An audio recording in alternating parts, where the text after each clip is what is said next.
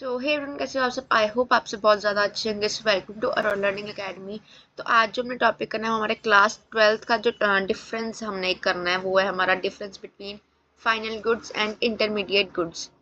अब गुड्स आपको नाम से पता चल रहा है कि हमने गुड्स के बारे में बात करनी है। गुड्स होती क्या है बेसिकली?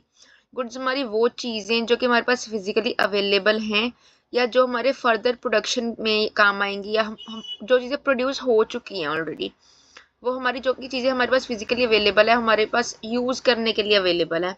मेनली हमारी गुड्स वो चीज़ें होती हैं। तो आज जो हमें टॉपिक करना है वो है हमारा final goods and intermediate goods में डिफरेंस। तो देख लेते हैं फाइनल गुड्स होती क्या है। Final goods are goods which are used for final consumption.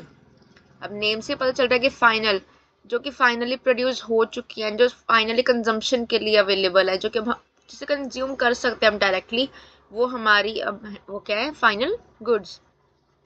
दोबारा बता देती हूँ मैं, फाइनल गुड्स क्या होती है। फाइनल गुड्स वो गुड्स होती हैं जो कि हमारे पास यूज़ करने के लिए फाइनली जो प्रोडक्शन हो चुकी है, जो सब कुछ हो चुका है, सारी प्रोसेस डन हो चुकी है, जस्ट हमें उसे कंज्यूम करना है फाइनली। बस उसके लिए जो गुड्स हमारी प्रिपेयर हो जाती हैं कंजम्पशन के लिए, वो है हमारी फाइनल गुड्स। देन हमारा इंटरमीडिएट गुड्स। ये गुड्स कौन सी होती हैं? These are the goods which are use for further production, जो कि अभी फर्दर प्रोड्यूस होंगी, जो कि अभी फर्दर प्रोड्यूस नहीं हुई है, जो कि अभी प्रोसेस में है, इन प्रोसेस है, इन मेकिंग है, और जो कि रीसेल के लिए है। ठीक है। सो मेनली इंटरमीडिएट गुड्स क्या होती है हमारी? वो गुड्स जो कि अभी इन प्रोसेस हैं, जो कि अभी पूरी तरह से तैयार नहीं हुई हैं, अभी बन रही हैं या प्रोड्यूस हो रही हैं। These goods do not pass further production process। अब जो चीज़ फाइनली बन चुकी है, जो कि प्रोड्यूस हो चुकी है, अब वो से हम फर्दर तो नहीं कर सकते ना प्रोड्यूस। एक बार जो चीज़ बन गई तो वो बन गई। अब उसे हम, अब सपोज करो आप कोई हम क्लोथिंग की एग्जांपल ले लेते हैं। एक थ्रेड है, उससे अगर हमने एक टी शर्ट बना ली, सपोज करो फैक्ट्री है, उसमें टी शर्ट बन गई, तो उस टी शर्ट से तो हम कुछ और नहीं बना सकते ना, या हम टी शर्ट से उसकी जीन बना लें या कुछ ऐसा तो नहीं बन सकता। वो फाइनली प्रोड्यूस हो चुकी है। सो ये इसका यही मतलब है कि एक बार जो चीज़ बन गई उसे हम फर्दर प्रोड्यूस नहीं कर सकते, उसकी फर्दर प्रोसेस उसे नहीं कर सकते। नेक्स्ट यहाँ पे हमारा है these goods pass through production process. अब यहाँ पे क्या है? अब यहाँ पे हमारे पास, यहाँ पे तो हमारे पास टी शर्ट बन चुकी है, यहाँ पे हमारे पास थ्रेड है। थ्रेड का हम उसे टी शर्ट भी बना सकते हैं, हम उसकी स्वेटशर्ट भी बना सकते हैं, उसके हम हुडी भी बना सकते हैं, कुछ भी बना सकते हैं। कोई और हमारे पास वूल है, उसका हम स्वेटर बना सकते हैं। अब इतनी सारी चीज़ें बना सकते हैं। हम ये तो नहीं कि हमारे पास बनी बनाई है हम नहीं बना सकते, बना तो सकते हैं ना। सो ये डिफरेंस है इंटरमीडिएट एंड फाइनल में। अब ये क्या है? ये हमारी यूज़ फॉर फाइनल यूज़। अब जब फाइनली बन चुके हम, बस यूज़ करना है। अब यहाँ पे टी शर्ट है, हमने सिर्फ पहननी है उसे, बट यहाँ पे ये क्या है? यहाँ पे फर्दर प्रोडक्शन होनी है, यहाँ पे यूज़ होता है कि ये फर्दर प्रोड्यूस हो जाए। यहाँ पे थ्रेड है, वो यूज़ होगा सिर्फ टी शर्टों को बनाने के लिए।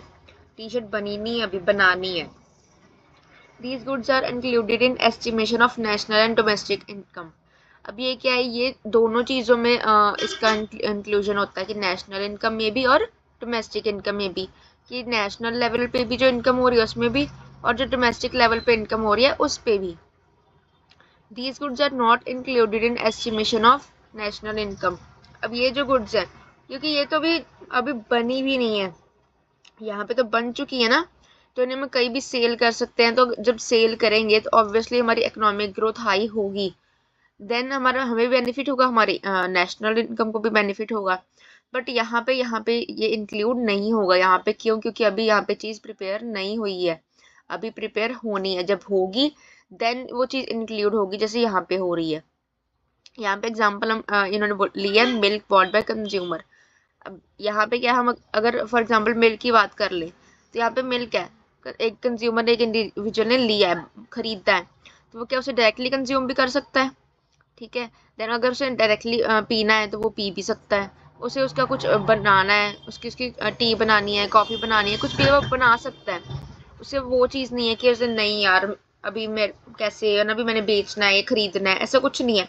वो उसे कंज्यूम कर सकता है किसी भी वे में। बट यहाँ पे क्या, मिल्क बॉट बाय शॉपकीपर। अब शॉपकीपर की बात आई है तो वो क्या है, वो उसके बेचेगा।